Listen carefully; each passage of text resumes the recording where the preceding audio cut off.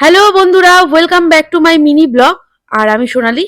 তো কিছুদিন ধরেই আমি ভাবছিলাম যে আমার নেলিংটা রিফিলিং করাবো। তো আজকে সকাল থেকে উঠে আমার নেলে প্রচন্ড পরিমাণে পেন হচ্ছিল। তো আমার দেখতেই পাচ্ছ দুটো আঙুলে নেল অলরেডি আমি তুলে ফেলেছি খুঁচে খুঁচে। ঘরে আমি সবসময় টুকিটাকি ডেকোরেশন করতেই থাকি।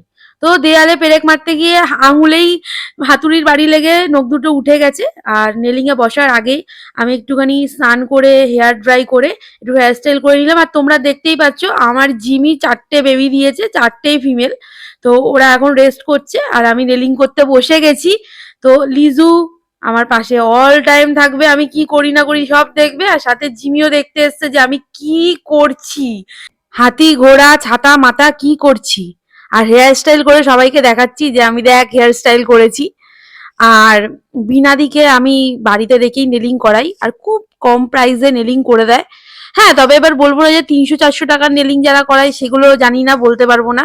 কিন্তু বিনাদি যেই নেলিং আমাকে করিয়ে দেয়, আমি আর 6-7 বছর ধরে করছি। খুবই স্যাটিসফ্যাকশন আমি পাই নেলিং করিয়ে।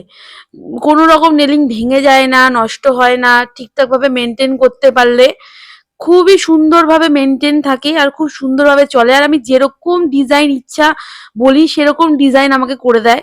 আর হাতের কাজও খুব ভালো, আর্টও খুব ভালো।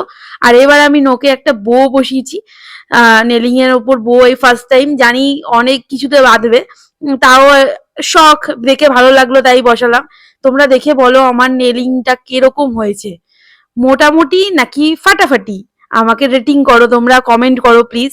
আর সাথে পায়েও অনেক, সেই পায়ে আমাকে নেলিং নেলিং 6 মাস আগে করিয়ে দিয়েছিল বিনাদি, সেটা রেখেছিলাম। আবার 6 মাস পর এই করাচ্ছি, কারণ আমি পায়ের নখ আমার সেরকম একটা বাড়ে না।